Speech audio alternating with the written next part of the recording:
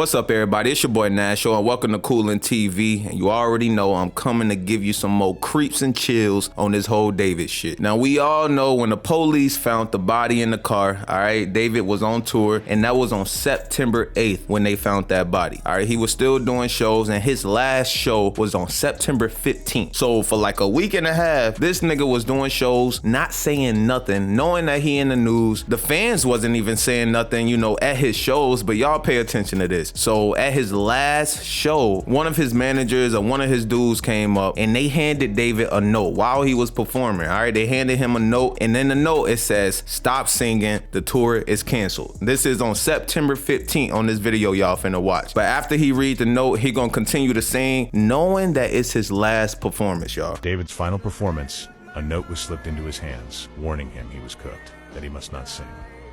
But David defied the omen, raising his voice one last time for the final farewell.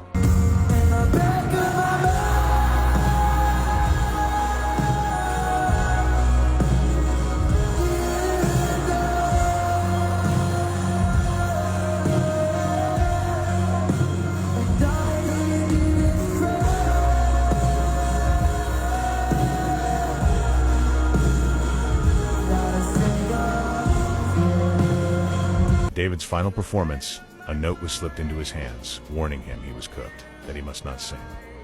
But David defied the omen, raising his voice one last time for the final farewell.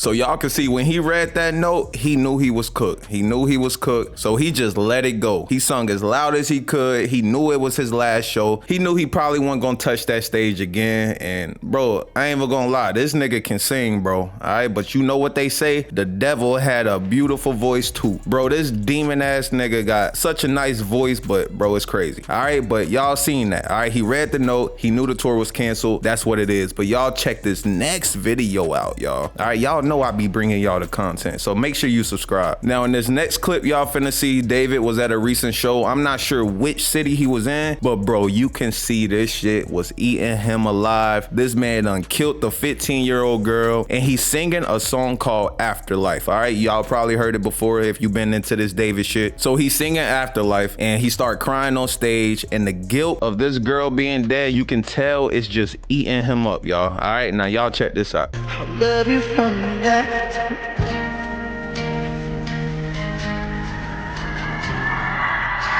I love you.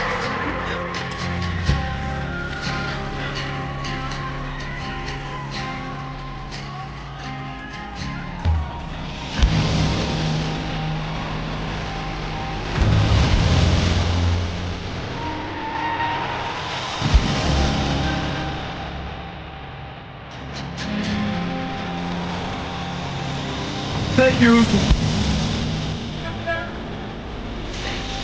So shit is crazy, y'all. Y'all can tell exactly what was going through that man's head while he was singing a song called goddamn Afterlife. All right, now song titles like that shit ain't new to David. All right, now he got all types of crazy song titles. It's wild. Romantic Homicide, Sleep Well, This Is How It Feels, Placebo Effect, Call Me Revenge, Notes from a Wrist, Dirty Secrets, Bleed Out. Come on, bro. Now the reason I'm saying this because in this next clip y'all about to see, bro is in an interview and the dude asked him, yo, like these songs you make, like are you trying to manifest this shit? Like Romantic Homicide, do you see yourself killing a friend of yours? Do you see yourself, you know, just cutting off relationships in a horrifying way? Like, do you see that? And y'all pay attention to what he say and how he answered the question, bro. It's some creepy shit. Really, to art like is a means of coping. Yeah. Basically, yeah. But you saying expecting it, meaning like you get into a friendship expecting it to end in a devastating, tragic, sad way so it can inspire art, but are you manifesting that in a certain degree? don't know. I hope I'm not.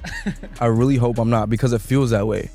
Because like I look back to old songs like Life's a Dream and all these songs I wrote in my closet or my sister's closet in 2022 when I'm looking at my life in the past 8 to 9 months, I'm like, whoa. Like, bro, these songs are soundtracking my life.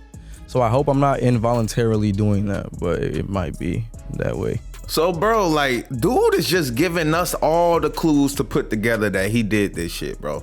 So y'all heard him say his music is like a soundtrack to his life, and it definitely ain't no Kid Cudi shit. Bro is singing about killing, innocent girls. He's singing about, run away from home, but it's talking about a minor. Bro, he talking about afterlife, all this type of shit that we've all seen before with other artists that I ain't even gonna name. We all seen this type of shit before. A lot of things that people put in their music, especially when it comes to this sad shit, all right? Especially with the sad shit. Most of the time, the shit that they be talking about in their music be manifesting. That goes for a lot of rappers and all that shit too, but with the sad shit, all right? It really happens more often. It's weird. But in that clip y'all just seen, I just want y'all to pay attention to that last part, all right? Just pay attention to David's face when he say, maybe he might be manifesting this, bro. He knew he was doing this. He knew he was gonna manifest what he was talking about. He just knew it, bro. Really to art like as a means of coping. Yeah, basically, yeah. But you saying expecting it, meaning like you get into a friendship expecting it to end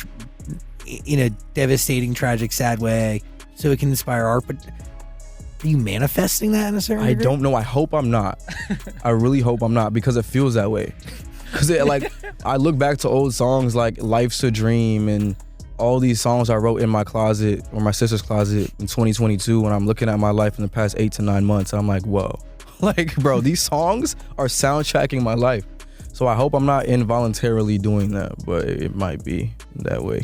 So y'all see what I mean, all right? He knew it, and he knew it. But in this next clip, y'all, all right, I need y'all to really pay attention. Open your eyes, go get your glasses. Pay attention, bro. All right, so the two interviewers, they gonna ask him a question. The first dude, he asked him a question about, how he went into an interlude of his song. And for just some reason, I just feel like this first dude that asked the question, I just feel like he know what's up, bro. You just gonna see how he be like, uh-huh. All right, so pay attention to that. And the second guy y'all finna see that asked David a question, bro, he asked David about the love thing. Do you have a girlfriend? Are you single? Watch how David's eye contact just goes away. All right, now the first dude asked him a question, he making eye contact, happy and everything. Once the second dude asked him about love, do you have a girlfriend? Are you single? Eye contact goes down. He started talking about his whole shit. And this is 4 months ago, y'all. This is just 4 months ago in April when this interview was recorded. So they saying Celeste was dead at that time, but y'all pay attention, we gonna come back. At the end of the interlude,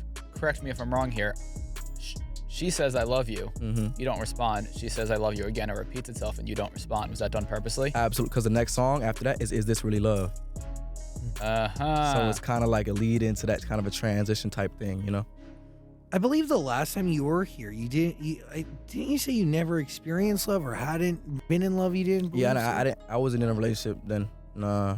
But today you are, or you? Nah, I've been through a couple. I'm single still right now, but I've been through a few, and they've taught me a lot of things, and they've shown me what love is and what love isn't, and how to approach it, and how to be human with it, and not be so artist, and not look for the things to write about in these types of situations. And I've kind of been more mature about it and getting emotionally intelligent with it. And with this interlude, it's kind of like telling my view on what the invisible string theory is, or the scarlet string, or the... So y'all see what I mean, man. All right, it just got weird. The first guy, David's eye contact was, heavy. He was happy, talking about his music. Oh yeah, straight up eye contact. Yeah, let's talk about it. But soon as he asked him about, bro, are you single? Are you, you got a girl? Eye contact goes down. Started talking about his past relationships, bro. I just think thoughts was just going through his head. Cause again, this happened 4 months ago, y'all. Celeste been dead for well over 30 days is what reporters are saying. All right, so she was in that trunk of the car for 30 plus days before they found her. She probably got killed around June, July, somewhere around there. But bro, it gets way worse. Now watch this next clip, y'all. This shit gonna blow y'all damn mind. Yes, in the album cover, I'm covered in this string, which is representative of the invisible string theory. But throughout the entire project, I wanted everything to feel connected. I wanted everything to feel holistic and have a through line that everybody could understand. And with the interlude, it's kind of explaining from my perspective how it was taught to me, because that's a real conversation that happened. And the irony of it was that person that was saying, I love you, she's not in my life anymore.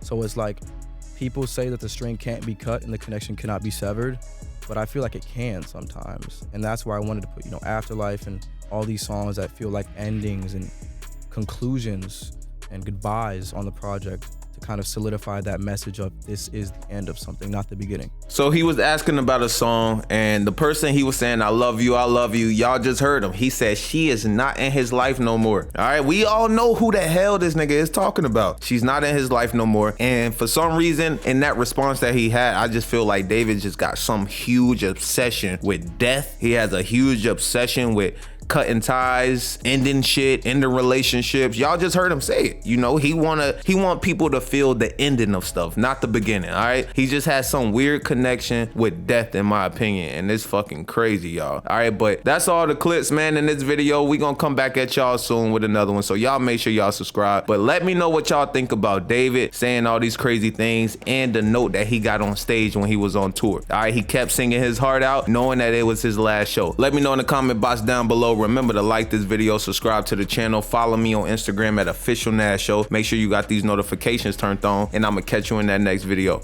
Peace out.